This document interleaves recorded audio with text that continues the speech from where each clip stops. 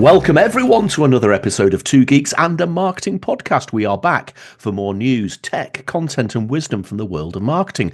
And my co-host is a digital marketing veteran. He's a speaker, trainer and advisor with nearly 3 decades of experience who enjoys revealing visual storytelling techniques to help you build better online campaigns faster. Please welcome Monsieur Pascal Fintoni.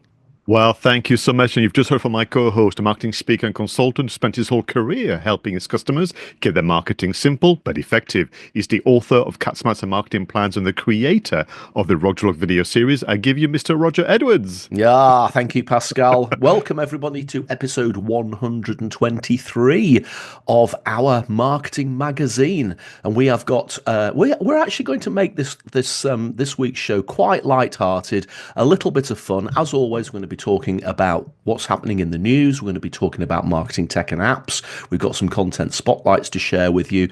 And later on, we are going to be talking about film marketing. And Pascal, you have chosen an absolute belter of a film for us to talk about. But it is tinged with a little bit of sadness as well, isn't it? Indeed, yes. We're going to go back to 1995 and we're going to talk about Crimson Tide. And I want to use that actually to celebrate the work of 𝗔𝗽𝗽𝗀𝗵𝗃. We had to say goodbye a few weeks ago now, the time of recording. So I think what we'll do is also do a quick recap on his career and then look at really this kind of mid-90s surprise hit from Tony Scott and the powerhouse that was at the time Don Simpson and Jerry Bruckheimer. Yeah, and fabulous film, fabulous film. It's one of those films when you suggested that we talk about it in film marketing, I knew I wouldn't actually have to watch it again. That's not to say I didn't watch it again, but didn't have to watch it again in order to be able to talk about it because I have seen it many, many times and it is a great film. Now, there's so much stuff going on in the world at the moment, politically and whatever, and we thought this week we would keep things relatively fast-paced, relatively upbeat. We don't want to get dragged into any political chat, and what we're going to do now is go straight into the news. And we begin with Aberdeen PLC, who's changed its name to Aberdeen Group PLC 4 years after rebranding from Standard Life Aberdeen. The company had received criticism for dropping the vowels in its name since announcing its rebrand to Aberdeen in 2021. The Marketing Society's annual Sprintathon is returning in May, celebrating its 10th year fundraising for Stand Up to Cancer. Having started in 2016, it is expected the total fundraising figure will exceed £1 million this year. Well, listen, 86% of British consumers think that explicitly stating when generative AI has been used is important, with 25% describing themselves as feeling concerned about the increasing role of AI in daily lives, according to YouGov. Almost two-thirds, that's 63% of shoppers, feel manipulated by e-commerce tactics, finds a survey of 2,000 consumers. One area of friction is website pop-ups, with 1 in 5 shoppers saying early pop-ups make them leave sites. Well, the UK's digital advertising investment is up nearly 10% year on year, reaching just over, listen to this, £38 billion, with digital now making up to over 8% of the total ad spend in the UK. Around 3/4, that's 74% of media industry workers, say they are moderately to extremely concerned about their personal job security in the next 5 years amid the rising use of AI in advertising and marketing. Well, American Express Global Business Travel has split the Chief Marketing and Strategy Officer role to create separate Chief Marketing Officer and Chief Product and Strategy Officer positions. Oh dear. Luxury consumers are increasingly happy to purchase items via social, according to research by WPP. Over a quarter of fashion and beauty shoppers who follow influencers have purchased luxury items directly through platforms like TikTok and Instagram, according to YouGov. All right, Pascal, let's not beat about the bush. We're going to go straight back and we're going to talk about Aberdeen, whatever the hell they changed the name to. Now, I am thinking that we covered this in this very news item back in 2021, in the early days of Two Geeks and a Marketing Podcast, and I think I was really scathing as to what Aberdeen Group had done. They changed the name of the brand from Aberdeen, or Standard Life Aberdeen as you read out, but Aberdeen, they dumped all but the first vowel from the word, and it was a burden, a blah, blah, whatever. And at the time, pretty much every article by every financial journalist was scathing, saying, what the hell is this? How do you even pronounce it? The excuse was it was modern, it was in keeping with the way people text and the way people shorten things. But I think it was derided pretty much from the start. And I think it's telling that even 4 years later, they still have to explain it to people. They still have to say to people, this is how you pronounce it. And I guess that the new CEO who's come in and said, look, enough's enough. Let's just say it was a bad job. We should never have done it. We're going to change the name back to Aberdeen, which is exactly where the strength would have been. So I think we called this one right, Pascal. You did. I remember vividly, it was your selection, and you and I were just so perplexed because, one thing about marketing that I absolutely love, which is also one of the key point you make in your book, 𝗧𝗵𝗶𝗀 Marketing Plans, is about listening to the audience to, almost be obsessively wanting to understand the audience. And at the time, I'm going to say, well, was there not any kind of testing? Did it not ask a few people, even just, forgive me, ask around the office, what do you think of this? And this idea of jumping on trends to make, let's say, I know that the sector really, really well, a bit more accessible to a different audience, be more trendy and so on. But listen, I know that there's an expression out there which I don't agree with called, at least they're talking about it. There's no such thing as bad PR. But this was bad PR. And actually, what was really, really bad is the way they dealt with it, because literally one of the senior members of staff at Aberdeen Group PLC now literally was coming back saying, well, this is corporate bullying and so on. So they couldn't even see they couldn't even deal with it with humor and wit, because that's the way to do it. If you go from Aberdeen to Aberdeen Group PLC, this is your chance to go on the offensive with a nice, witty, humoristic PR kind of campaign saying, yeah, you're right, all of you, and make people smile with it. But actually, you're grumpy about it. I don't think that's going to, this is going to be a case study for years and years to come. I think you're absolutely right. And I may have said this when we originally ran this in 2021.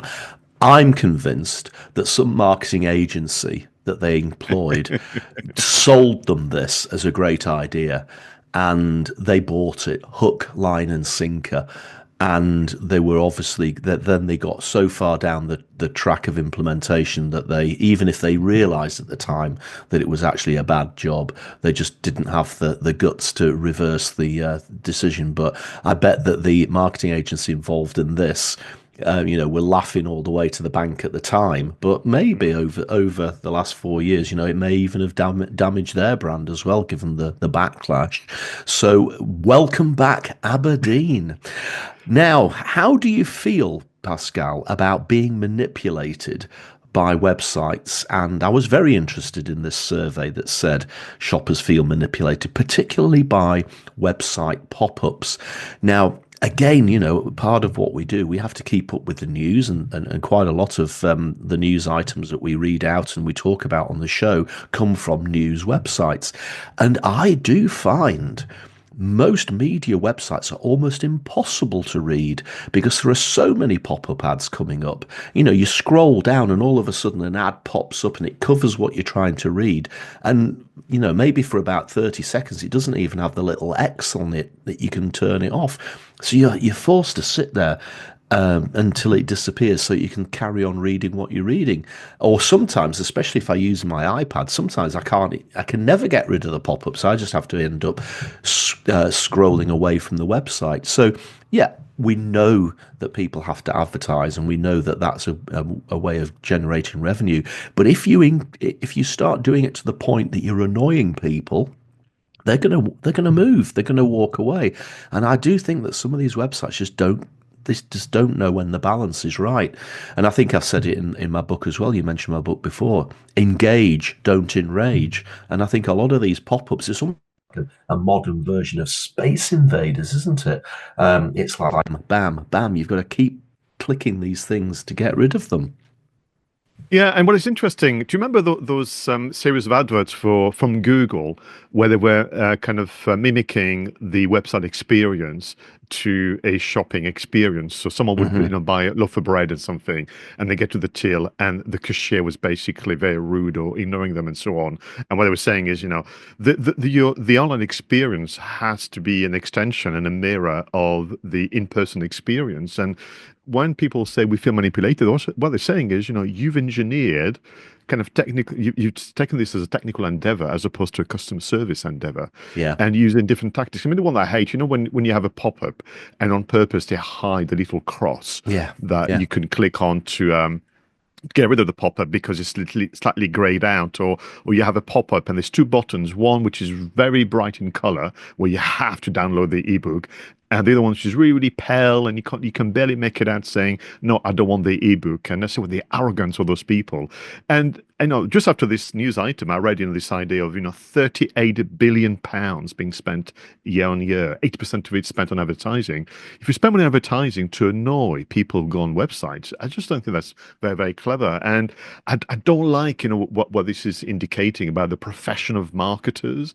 This idea of they get together in a room, they have whiteboards and bin bags still maybe, and they sit comfortably and they kind of think of ways to trick you into clicking on elements that for a fact you're not going to like. And I know that this gentleman is Marmite, the guy with 𝗔𝗃, feels very strongly at things like this, and he says, he talks to his customers and he says to them, when you go back home and you put on the laptop and you go on the website to relax, is the first thing you're looking forward to are those pop-ups? And people say no. I said, well, what do you want to plan?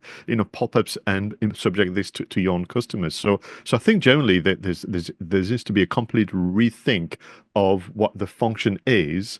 The function is to provide such a enjoyable experience that people will welcome the additional support from advertising, from the pop-ups. But I've had a situation where I've barely started reading the article, and within seconds I have a pop-up. As Yeah. opposed to maybe further down or inline pop-ups we spoke about in the past, or at the very, very end. Yeah, I mean it's just gone too far. It's gone too far. Come on, marketers.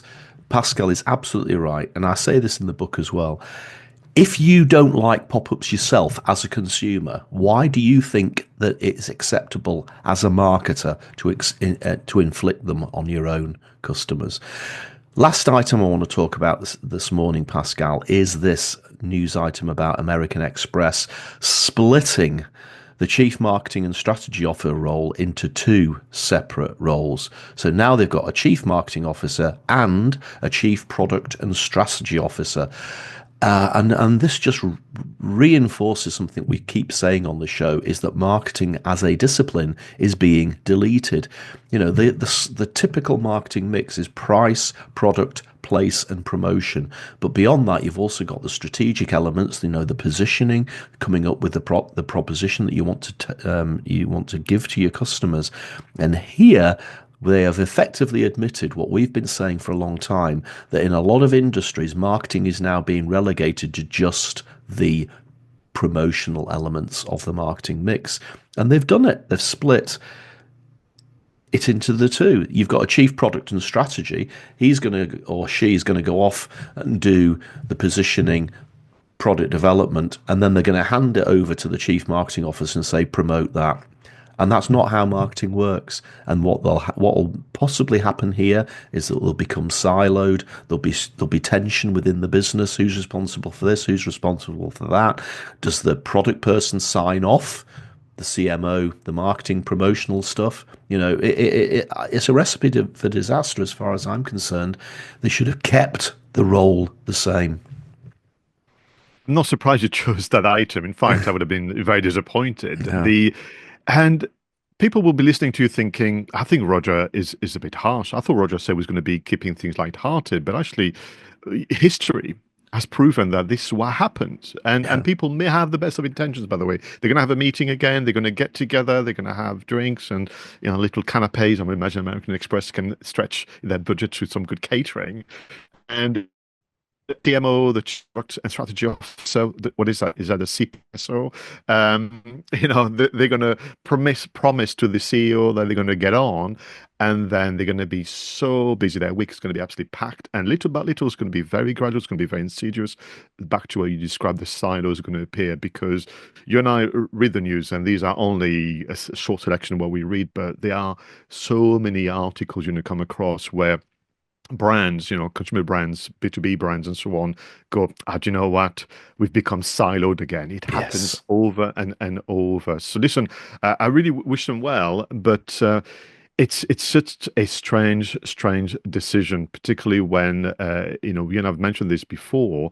The function of marketing goes beyond promotion. People know that. We've mentioned it through the last 4 years now, including some of the bonus episodes. And listen, we're going to keep track of it, but don't be surprised. Very much like Roger Coley with the Abaddon all those years ago, that in a few years' time, we're going to go back to be talking about American Express saying, oh, they've merged the two functions. Absolutely right. Absolutely right. Well, as always, lots of interesting stuff to talk about in the news, but it is now time for us to move on to the content spotlights, and we're going to take a deep dive into a couple of really interesting topics. So, content spotlights next. Well, in this part of the show, Pascal and I bring to the table an item of content. It could be a podcast, it could be a video, it could be an article. So, Pascal, what have you got in store for us this week?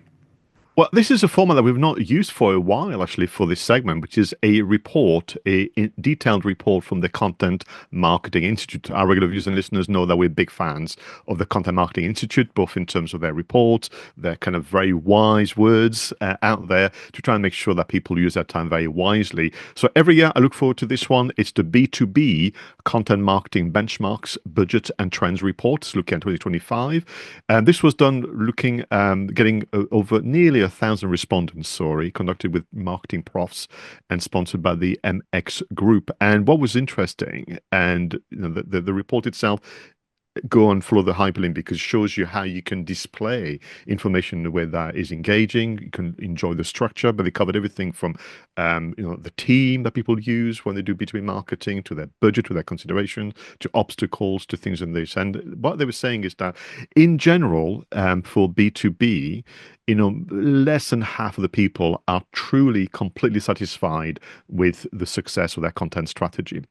And people say that the vast majority say that they lack clear goals and they lack strategic input from their masters. And what they were saying is that the biggest challenge, which is repeated year on year, is a lack of resources. So that's the majority. So what happened to the top performers who replied to the report then? And the top performers, it would seem, according to the survey results, that they've understood their audience's needs to a degree that is vastly superior to that of their competitors. So we're back to that again, and I can't wait to get your reaction. They produce less content, but what they produce is of higher quality. And they do use AI to create more efficient workflows. So if you combine, that understanding, but really beyond the superficial stuff that people do sometimes, the understanding of the audience needs, less but better, and using AI to create more efficient workflows, then you can be part of that top tier of B2B content marketers who find the activities to be performing well. I'm going to give you some quick stats, but I do want people to take time to read the report and actually use AI as well to give you some summaries and some suggestions on how you could do. But in terms of the type of content B2B marketers used in the past year, a top would be short articles and short posts on social media. 92%. Next would be videos, 76%. Then we have case studies, we have long articles, we have data visualization, ebooks, data sheets, research reports, and interactive content. And within that, you have a massive drop as soon as you get past long articles in terms of what people do. In terms of the content that B2B marketers have reported to be producing the best results, video is top, followed by case studies, which I think is very, very interesting. Then there's a whole section on distribution, and this is where I think you and I could have a conversation, because I believe, and that could be just the way in which I've read the report, so approaches to the authors of the report and to the respondents, but it feels as though people are still committing too much time creating content to be published on their own platform and not spending enough time to get the content distributed by others. And to me, that's one of the era of the recent past where people are putting content together. It is published on their social media, it is published on their website, it is published via their own newsletters, but that's not what marketing is. Marketing is actually using the power of others. And I was very surprised to see that, the figures why you get your content in a magazine, for example, or using events or doing any form of guest marketing was much lower in terms of the activities. So to me, not only do people need to do a better job in terms of linking with strategy, but your strategy has to include this element of distribution by using not your channel solely, otherwise you're just talking to the same audience and you've got this strange kind of low return on investment. You've got to make sure that your strategy includes using someone else's distribution channels. Advertising can be part of it, but also PR, guest speaking, that kind of things. Otherwise, you end up creating content that is seen and heard by people who know you already, and that's not how you grow your business. But again, great report and really, really insightful data. But I thought I would share that with you, which is the idea of, for those who perform well, they understand their audience needs really well, much better than competitors. They do less, but it's better, and they use AI to create more efficient workflows. Yeah, I mean, there's been this ongoing debate for so long about B2B marketing and B2C marketing and how vastly different it's supposed to be. And I've never really subscribed to that view. The basic concept of marketing is the same, whether it's a B2B customer or a B2C customer. You've got to have a deep, almost obsessive understanding of your customer. And obviously, it's B2C. You're talking about the person on the street. Yeah, if you're a B2B, you're talking about a corporate potential client or customer. And it's that deep understanding of the customer that gives you the insight into what products to develop and then how to promote them.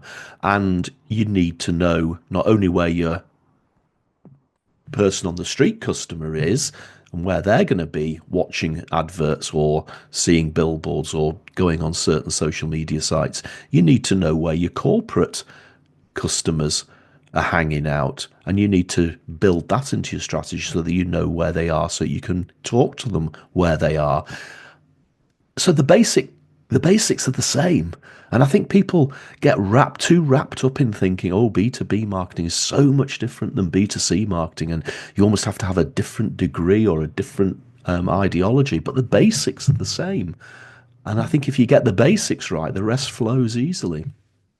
When I do my training courses, it's so funny, Roger, and I'm sure you get the same, where I've got B2B customers who wishes they were working B2C because to them it would be so much easier if I sold products. And then you've got the others where B2C is, well, it's so much easier for the B2B people because all they have to do is create a case study and a white paper.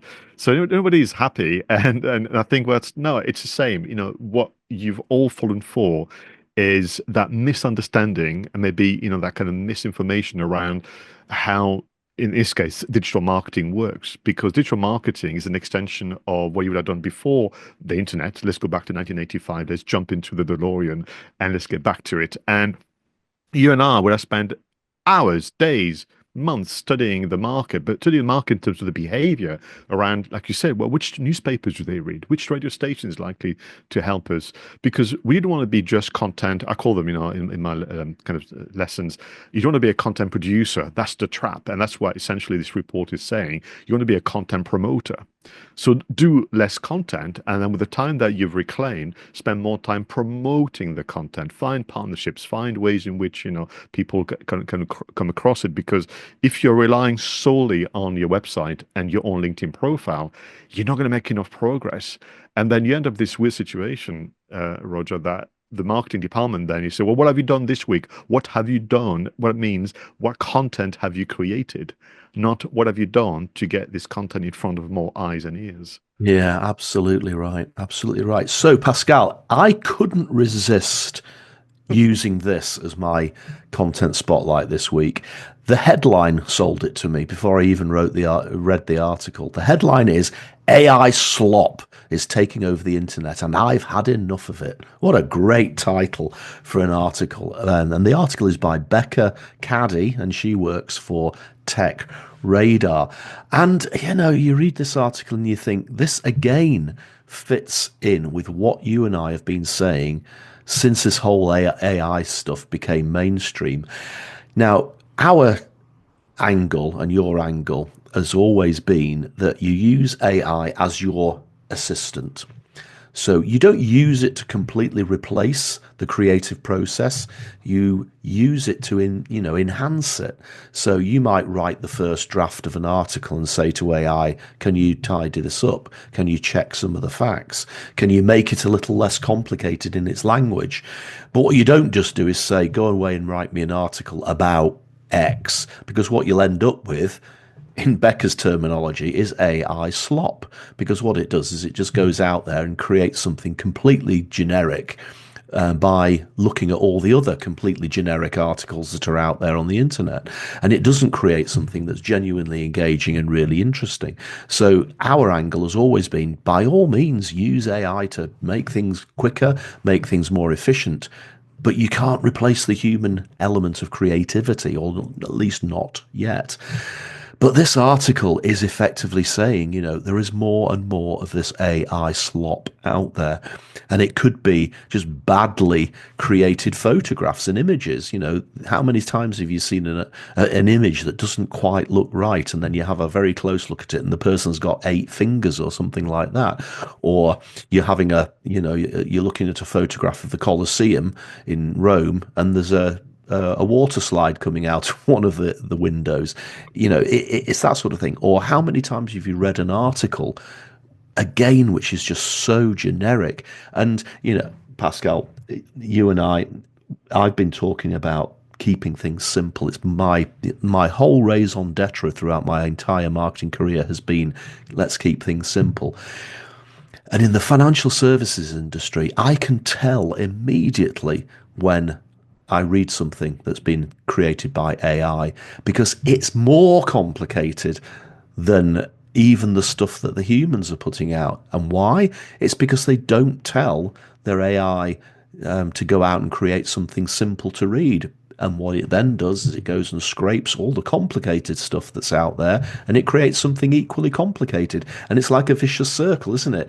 The next person comes along and says, write me an article about this. And it goes out and scrapes and it includes that other complicated. And before you know it, you've got some more AI slop. So I think Becca, I'm absolutely taking my hat off to you if I had one on today. AI slop is just a fantastic term. Now, it is a little bit of a light-hearted article, but she does get serious and starts going into how you can actually make things better. And as you would expect, Pascal, she says a lot of the things that you and I have been saying. Give it a very, very strong brief. Tell it not to use complicated language. Tell it not to use cliches. Tell it to keep things simple. But if you can at least try to do the first draft of your content yourself and then get it to refine it, and then you've retained the humanity of what you're doing. And if you get that combination where the AI helps you speed things up, helps you be more efficient, but you retain the humanity of it, then you'll rise up out of all of this AI slop and people will recognize you for the engagement and what you've actually genuinely put in as a human being. This is a fine selection, and Becca, I will be using AI slop too now in my presentation. It's just, I just love the phonetics of it. It's perfect, isn't it? Yeah, And yeah. you mentioning actually AI photography, people know that I actually detest it. And I mean, what I mean to say is it's going to get better, it's going to get good eventually, and we need to train ourselves and train them. But I've never thought I would actually prefer to look at stock photography Yeah. than an AI produced image. Honestly, it's just awful. And I don't know what it is about AI, and I have to assume that it's the way it's been trained and programmed, but also the poor briefing from the users. But it's got that weird color palette. It's got a Yes, very yes. weird kind of blue hue. I don't know what it is. I think it's perfect for fantasy fiction work, but not for business. And don't get me started on videos where we see now on YouTube where people record a video and then interspersed with AI produced video kind of B-rolls or cutaways. And I'm like, well, what do you do that for? Just use a real thing. But for me, what is interesting is exactly that, which is the difference between, for example, someone who wants to put together a presentation, let's use that as a scenario, and you've got two school of thoughts, two practices. You've got someone who's going to rush straight into PowerPoint and spend hours going around in circles and put slides together, or someone's going to grab a pen and a paper and doodle the presentation on the napkin or piece of paper, whatever, which I still do. I still jot down, I put bullet points and so on. And now that I've got my shot list and my storyboard, if you will, for the PowerPoint, then I can launch PowerPoint and build it. And you're going to find the whole process to be more enjoyable. And then, of course, you can use AI to ask, have I forgotten or missed anything or whatever. And I think there's the same practice here. And if you want to use AI in a meaningful way, you need to start to jot things down first. It's a bit like, if people had a meeting with you, Roger, they booked a meeting, they want to obviously ask you about marketing strategy and keeping things simple, but they arrive unprepared. So then what you do, Roger, is you spend the vast majority of your meeting trying to tease out of them what they should have told you and prepared in advance. The relationship with AI is the same. If you go in and launch ChatGPT, Gemini, Copilot, and the others, literally, and make it up on the spot, you are embarrassing yourself. You are meeting Roger or Pascal unprepared, and that's just not going to get you to the results you want. You end up with AI slop. So a sloppy preparation gives you AI slop. Absolutely. Oh, Becca, you really have come up with something which we are going to dine out on quite a lot over the next year or so. Thank you, Pascal, for your selection. As always, absolutely fascinating. I think you've already mentioned the DeLorean, and it is indeed time to set the flux capacitor, set the controls of the TARDIS, and fiddle those time machine knobs, and let's head back in time for this week in history. In 1919, a wireless telephone call is made in Washington by Secretary Joseph Daniels and Ensign Fagan Walter, piloting a seaplane 150 miles away. This call took place 43 years later, after Alexander Graham Bell made the first phone call in 1876. Wow. In 1954, the first colour television sets using the NTSC standard are offered for sale to the general public. The RCA CT100 set offered a 15-inch screen and sold for $1,000. In today's money, you'd be looking at over $11,000. Goodness. In 1989, Tim Berners-Lee submits a proposal for a distributed system at CERN, which would later be called the World Wide Web. This proposal was inspired by Joseph Licklider's work, a computer scientist whose idea of a universal network led to the invention of ARPANET in 1969. Wow, and in 1997, Buffy the Vampire Slayer, created by Joss Whedon and starring Sarah Michelle Gellar, premieres on the WB television network. The TV series ran for 6 years, with the final episode, 144, airing on the 20th of May 2003 on the Universal Paramount Network. Well, let's talk about Buffy first, because obviously that was a landmark TV series, wasn't it? Aimed at a relatively young audience, but it was a great horror-inspired series, and I remember really enjoying Buffy the Vampire Slayer. There was great character building, the special effects were pretty good, and it was actually pretty dark and quite bloodthirsty for a TV show. I think I'm right in saying that there was originally a film earlier of Buffy the Vampire Slayer, which I don't think was as popular. I think the TV series became the thing that everybody remembers, but there was a film version of it earlier on. But the TV series is a landmark piece of television, isn't it? It is, and you're right. So the lesson in there for me is don't give up. So the film itself didn't work. I mean, it did okay for the VHS cassette rentals, because these were the 90s. And in fact, I remember vividly, I was working in the video store when I lived near London, and it was a movie that was rented. Donald Sutherland, I think, played the mentor, and Rutger Hauer played the vampire, if memory serves, and it didn't work. So not the best backdrop to then try and convince the financiers to go ahead with a TV series, but it really worked well. I mean, Joss Whedon is a very, very good writer. And I mean, we actually treated ourselves all those years ago to the entire season. I think there was 7 or 8 seasons in VHS cassettes. Can you imagine how much space you needed in a house, for that? And that final episode, do you remember it? Yes. When Spike has to sacrifice himself. We were in bits. I mean, it's silly, really, but you love the characters so much. You really wanted them to do well. And to this day, the fan are asking for a comeback and follow-up, but I don't think anybody's motivated to do so. No, you do keep seeing the odd news article saying that they're going to remake it, or at least maybe do another episode. But I mean, it's 20 odd years old now, and the actors have moved on, and they're obviously a lot older. But definitely a landmark TV series. Interesting that you mentioned this whole first color television sets using the NTSC standard. I guess that this is something that mostly we don't notice anymore because everything's digital. But in the old days, we used to have different TV standards between America and Europe. So the NTSC standard, I think, is, I might be wrong, 525 lines of data and code that comes down. And in Europe, we use a system called PAL, which is a bit better, a better definition. That might be about 640 lines deep. And I remember, do you remember when the X-Files first came out?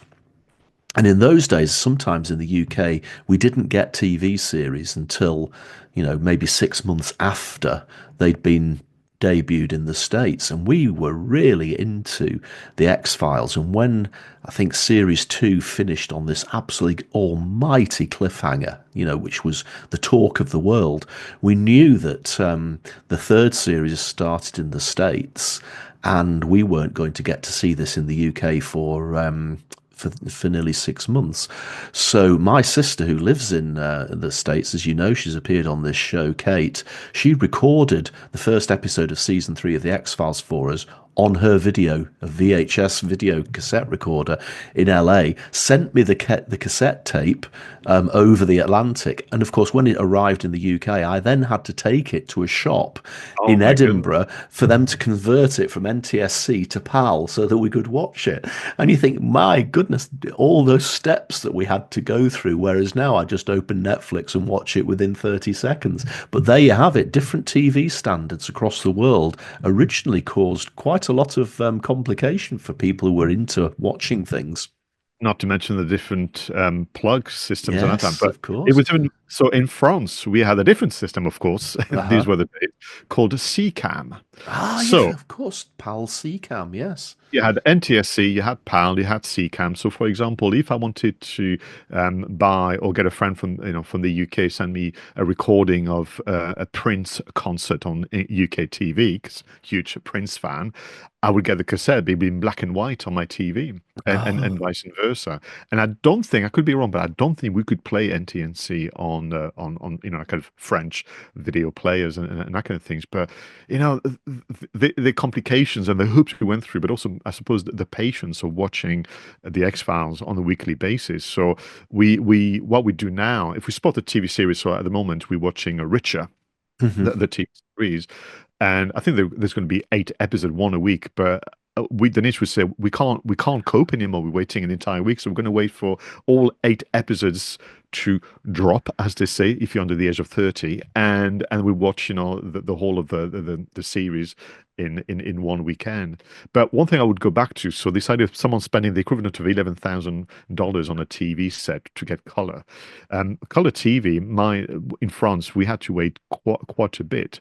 But I do like the idea back in the days, TV set having very fancy names like the RCA CT100. I mean, that's just so cool compared to what we have now. Yeah, a Samsung widescreen TV. Fantastic. It is always a pleasure to talk about history because we always acknowledge the debt that we owe to the people in the past who did all this innovation and effectively set up the world that we live in at the moment. So let's bring ourselves right back up to date. And let's head into the next section of the show, which is marketing, tech, and apps. All right, Pascal, I am intrigued. What marketing, tech, and app delights have you got for us this week? Well, listen, I'm getting a bit worried about what's happening with video marketing right now. And I think people are in the danger of following a trend, but I mean by that at the expense of really practicing and nurturing their visual storytelling skills. And you kindly introduced me earlier as someone that loves to share visual storytelling technique. And the risk is that whilst people ask me and how do I get on TikTok and how do I do the YouTube shorts and so on, and I kind of get it. So be very, very careful, because ultimately those kind of bite size, if they are bite size, I mean, some of them are so short, I don't think you even get a bite out of it. They're going to put you into a position where if that's all you do from a video point of view, you're not going to get enough engagement with the audience. And I would love someone to do the maths for me, particularly with regard to those videos where people share advice, usually on AI, which is very annoying. But I think you need to go back to doing short form, properly short form. I'm talking something in the realms of a couple of minutes all the way to long form, 10 minutes, or like we do in your and I audio video magazines. So I want people to go back to practicing visual storytelling technique. And one of the technique is, of course, to use cutaways or B-rolls.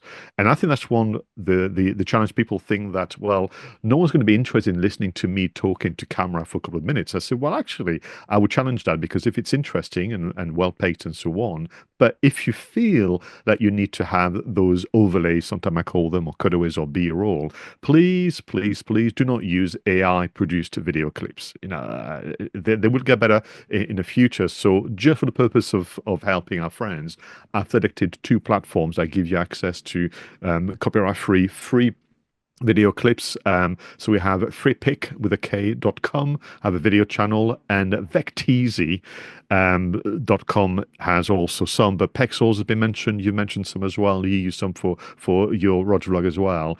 And I really want people to at least several times a month think, okay, I've done my short form, that micro form of content. Let me go back to short and long, because if you don't learn visual storytelling, you're going to forget. And eventually your marketing will be the poorer for it. And the other thing I wanted to mention then was also a bit of a surprise, as actually I was attempting to get rid of Copilot on my Word documents during the setting up of the show notes for this episode. I came across an announcement that Microsoft have kind of launched, or maybe relaunched, their own video editor.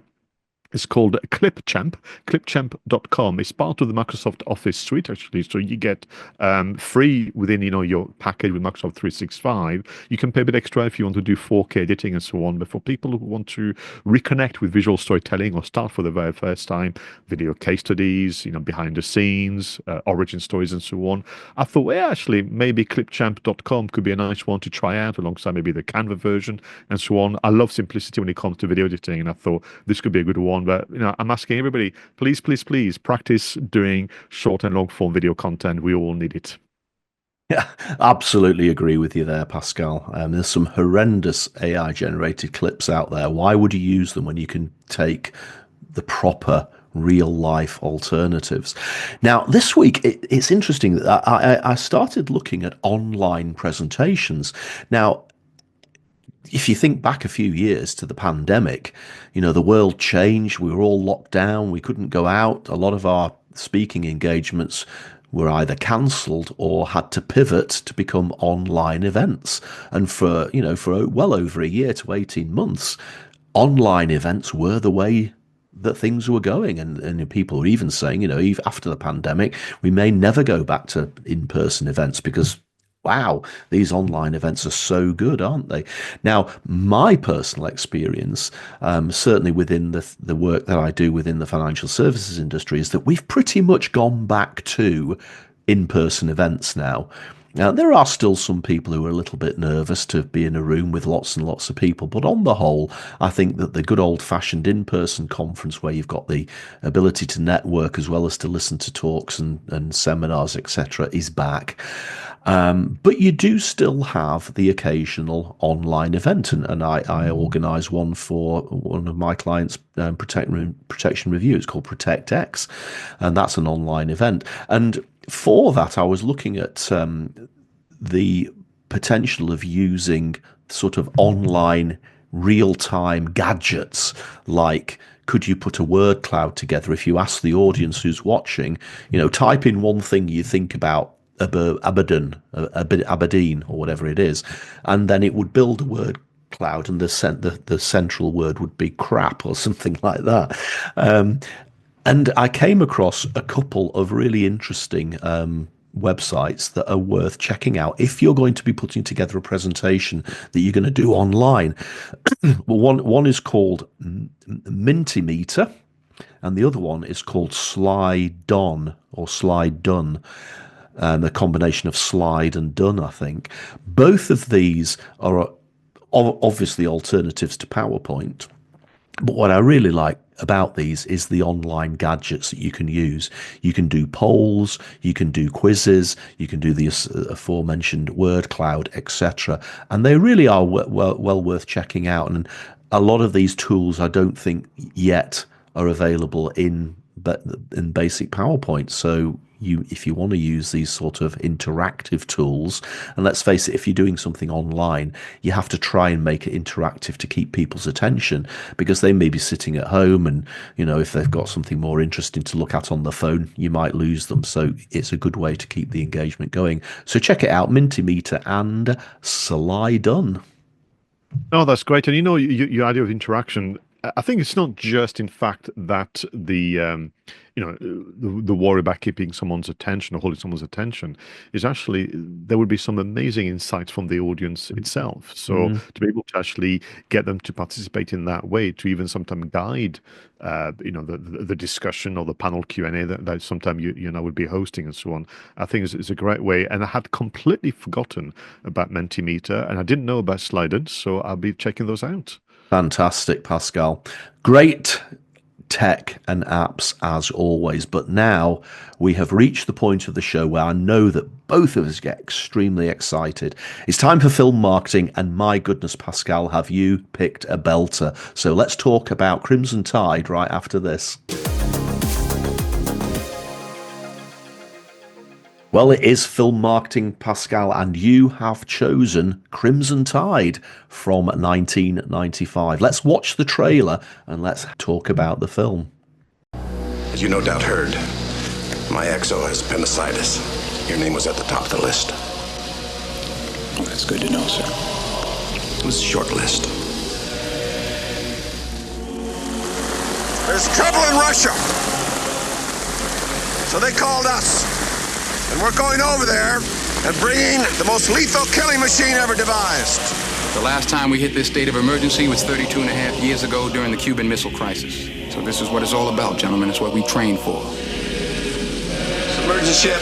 Diving officer, submerge the ship, make it depth 150 feet. On the 1MC, dive! This year, we have a properly formatted emergency action message from National Command Authority. what we've always known Bravo, Echo, Charlie, Alpha. becomes what we've always feared. Gentlemen, this is the captain.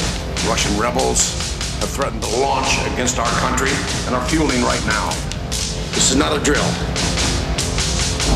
Now, Sir, we have a possibly submerged submarine. You find out who that is. Receiving emergency action message. Recommend alert 1. the battle for survival begins. That's a message fragment. Sir, we don't know what this message means. Our target package could have changed. I've made a decision. There's no place for fear. He's lost his nerve. I'd rather go out myself and get this one wrong. There's no room for mistakes. If we launch and we're wrong, what's left of Russia is going to launch at us. I'm captain of this boat. I don't have to think this over. There's no time for doubt. Missile systems ready to launch in 6 minutes. You repeat this order or I'll find somebody who will. Hell no, you won't, sir. And nothing can stop the tide. Sonar torpedoes in the water! Right forward. 1,000 yards of closing dive! Make your depth 1,200 feet! We cannot launch our missiles unless both you and I agree.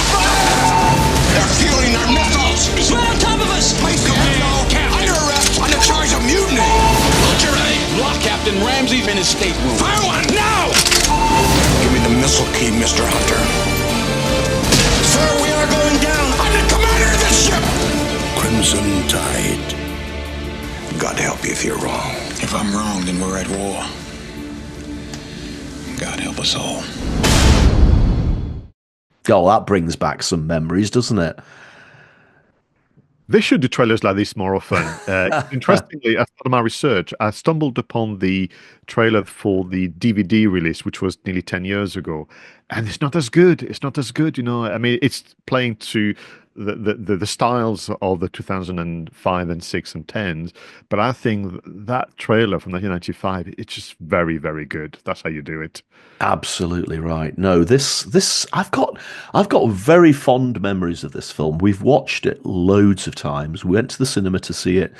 We've watched it on DVD many times. It's one of those edge of the seat films, isn't it? I mean, the first time we saw it, the edge of the seat tension was absolutely palpable. You know, real holding your breath moments, and the way that they built that tension during the film was just remarkable. But I do think that my memory might be cheating me a little bit here, but I don't think we were that keen to go and see it originally. And maybe that's something that will come out when we talk about the marketing. I think that it had been compared, as you say, to The Hunt for Red October, and particularly to Das Boot. Now, I know that a lot of people utterly rave about Das Boot as being, you know, one of the best submarine films in the history of submarine films, but I actually found that film a little bit dull, and I'm thinking, oh, I don't want to go and see another Das Boot type film. Let's not bother. And of course, we did go and see it eventually. I think some of the trailers must have tipped the balance, and of course, it was absolutely on the edge of the seat tension, one of the best films of its genre I think ever made. And yeah, definitely I'm glad we did go to see it at the cinema and we didn't listen to our gut saying, no, this is just another submarine film.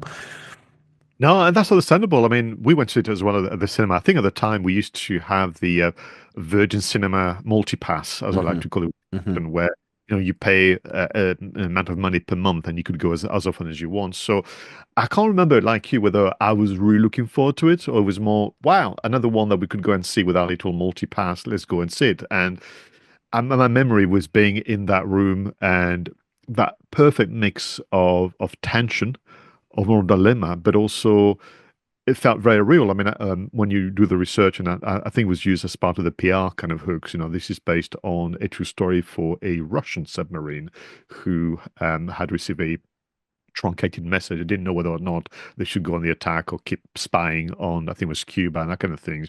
But also, the cinematography and the style of editing that Tony Scott is known for. And that musical score, I mean, I watch it again because it's part now of the Buena Vista, then Disney kind of portfolio, so you can get it on Disney Plus. And the music and the use of choirs in particular to give it that kind of baroque Russian undertone makes it. But it's also the pace, and for a movie that only takes place in a large metal tube, it all relies on the dialogues. And I was thinking this, you could imagine this becoming a play because dialogues are just nonstop. There's no dead time like in some movies where you reset the scene, and the dialogues get more complicated and more violent in terms of the tonality. We even get, I don't think I remember, but Gene Hackman, who plays obviously the CEO, swearing, really the anger, the outrage is coming through. But if you were to do a graph, it gets over to the end, and then very, very cleverly it stops, and literally they're just waiting. Who's right? Who's wrong? No, it's there's so many dialogue scenes that stand out in this. I mean, there's the one early on where Denzel Washington is having a conversation with one of the people in the mess hall, I think, and is it about the different types of Silver Surfer? Is it the Kirby Silver Surfer or the other Silver Surfer? And it's just a natural conversation, but of course it then becomes incredibly integral to the plot later on when that particular person that he was talking to, has to effectively mend the boat and get them out of the situation that they're in. No, the dialogue is just absolutely spot on.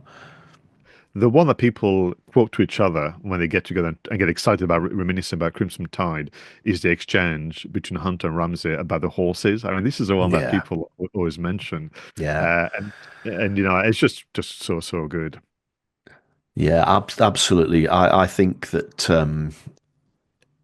I could watch this again tonight, and even though I know the plot, and even though I've seen it 6-7 times, I would still be on the edge of my seat, and I would still be holding my breath. We could go back to 1995, or it would be 94 now when it was filmed and then released in 95, and look at some of the marketing challenges, but also some of the marketing decisions. For me, the number one decision that was super wise was the release date, because timing is part of the marketing strategy. And so this was released in the US, perhaps globally as well. There was not enough data at the time, on the 12th of May, 1995, and they were using a lot of the marketing about, get yourself at the cinema on May the 12th. And kind of film historian and film marketing historian, I suppose you and I qualify to that, was saying that was really clever because they avoided essentially that kind of the summer blockbuster season. Because well, what's the option? You delay to get maybe more ticket sales in June, but you'd be up against, listen to this, Apollo 13, Batman Forever, Congo, and the bridges of Madison County. Let's not even try that, right? And let's go for May and literally lead up. And it was number one ticket sales that weekend. Yeah, no, I mean it was a smart move, and actually I'm surprised that quite a lot of studios don't repeat the same thing, because sometimes you can effectively get oversaturated with blockbusters in the summer months, and ultimately you will end up not getting as many bums on seats as you might have done had you gone a month or two earlier. I'd love to get your reaction then on what I've called the marketing challenges, and maybe they were not that insurmountable, but this is a Tony Scott movie. We know that he directed Top Gun in 1986, then Thunder in 1990, then 5 years later, it's almost like a routine, isn't it? He went and directed Crimson Tide. And I wonder whether the marketing team and producer thought, was there a risk that this could be dismissed, perhaps, and very much unkindly and unfairly, as a Top Gun underwater? So, like Tony Scott starts in the air with Top Gun, then he goes down to the ground with Days of Thunder, then he goes underwater with Crimson Tide. And maybe it was an expectation that Tom Cruise should have been opposite Gene Hackman. Oh, that would have been a disaster, wouldn't it? I just don't think that would have worked. I think Denzel absolutely stole this film for me, and he was perfect to go up against Gene Hackman. I think it's an interesting one because, as I say, we were initially a little bit reluctant to go and see it, because I think that films about submarines, just the nature of submarines is they're not fast, are they? Submarines are not fast, whereas Top Gun, bloody fighter jets flying around at 1,000 miles an hour, Days of Thunder, stock car racing, whatever that was, going around fast. But films about submarines necessarily have to be about dialogue and about tension, because, as you've said, the set is restricted to the interior of the submarine, and submarines aren't not fast. And I think that it could never have been Top Gun underwater. It's a bit like, you remember when they made Speed 2. How do you top a film about a bus exploding if it goes below 50 miles an hour? Oh, great idea. Let's put it on a boat. Boats are not fast. However, even a speedboat isn't fast compared to a bus. It's just, it conjures up that thing. So I think that they went the right way with this. It was all about the dialogue. It was all about the tension. It could never have been Top Gun underwater. And as I'm listening to you, I'm reliving some of the scenes and some of the incredible kind of filming. So we spoke about what would have been the inevitable comparison with The Hunt for Red October and Das Boot. But actually, I think maybe that was helpful, because these are well-liked films. They are very different in nature. I think the one that could have got spanners in the works, but again, I think they did a very good job to navigate that, pun intended, was the media coverage that initially the US Navy was very, very keen to get involved, but then when they saw the final script and saw this side of mutiny, and I don't think whether they liked the whole Silver Surfer thing and Captain Kirk and whatever, they essentially withdrew their official support. And been a bit of a PR thing, but I've been there before, where we've seen institutions, saying, well, we don't really like this movie, it's a bit too far-fetched, and the audience saying, good, I think we're going to go and have a great time. Yeah, that's right. I mean, again, publicity like that is always going to help, isn't it? I can remember, again, there seems to be some sort of mystique around submarines, doesn't there? I can remember a Doctor Who serial called The Sea Devils, which was released in 1972, and the BBC had approached the Navy to say, we would like to we're doing a submarine scene in this story. Can you give us some indication of what the nuclear submarines look like? And of course, the Navy told them to take a hike. So the BBC model maker went away and built a submarine in the model shop.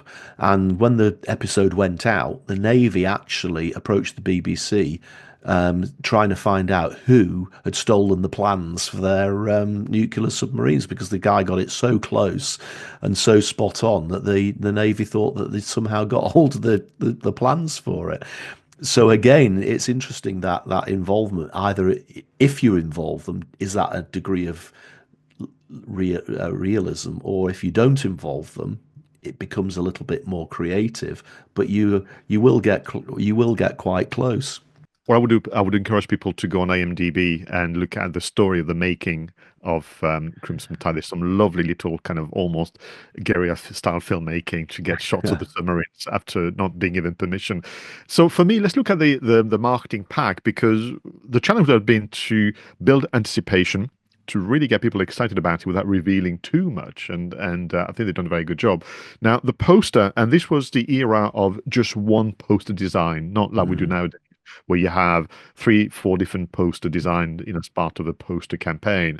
And I mean, Mr. Simplicity, I'm sure you approve of its design, but actually it's just striking and exactly what you want for this type of story and product, shall we say. No, it's great. It's got everything you need. Obviously, the 2 stars, the fact that they are up against each other. The strapline on a nuclear submarine, USS Alabama, one man has absolute power and one man will do anything to stop him. It immediately creates and sets the scene, doesn't it? And the very colour palette that they've used, effectively, it is crimson. There's nothing else you can say about it. The submarine looks red, the sea looks red, the faces are red, and you immediately get that feel for what this is all about. And I think that the poster is one of the best movie posters for that reason. It is so simple, yet it just sums the film up in a single image. And staying with printed media, this was 1995, so we didn't have Instagram, but we had lobby cards. Yes. And honestly, since we've been doing all those reviews, I'm becoming more obsessed with lobby cards now. I'm going to start to collect them. I'm proud to say that I've got my True Romance lobby card set collector. But this is the way in which people got the media and public excited. So usually the color versions will end up in the lobby of a movie theater, and people could queue up and look what's coming next. And I think they should bring them back. And then you have the black and white version, as you know, Roger, for the trade. It could be media, could be distributors, critics, and so on. And that's great. And then, I mean, the trailers, they are so good, and the voice of 1,000 trailers, Hal Douglas, I mean, is just so good. But they did do some different versions for TV. So again, that short version that social media experts are going to claim it was their invention. No, we did it. There was TV and radio spots, and usually 30 seconds, which is very, very interesting. And again, some very, very generous movie historian allowed me to discover that it wasn't just a creation, back to the comment we did earlier in the show, of the TV spots, is choosing when and where. So, for example, a tactic was to make sure that the TV spot was inserted in between a very popular movie. In the case of this one, was Jurassic Park was on TV then, 2 years after its release from the cinema, and it chose that spot within Jurassic Park to promote Crimson Tide. Yeah. No, I think that there's always big lessons that you can learn from these films that are 30 odd years old now, and the fact the world has changed, and yet again we keep saying there's some of the basics have stayed the same. So we would just wanted to bring this to a close by just paying tribute to Gene Hackman, who has sadly passed away recently at a grand old age. I think it was 95 or something like that. But I mean, Crimson Tide is one of his best films, but he's done quite a few others, hasn't he? Yeah, and listen, according to the IMDb, excuse me, everyone, IMDb community, this is number 6 in all the film that he's done. But if I take you to a different kind of platform, which will be the rollingstone.com, but I could have chosen Premiere, I could have chosen anything. The movies that are listed against his name, I'm going to go through them, and you're going to see, so Bonnie and Clyde, and I'd forgotten about that, from 1967. Of course, The French Connection, which I must rewatch. Actually, I put it as on the watch list on Amazon, I think, and The French Connection is there. But how could we forget The Poseidon Adventure? Oh, of course, from of course. 1972. Incredible. This one, I must confess, I do not know it. So Prime Cut with Lee Finn is something that I should watch again. Scarecrow as well is one that is on my watch list now.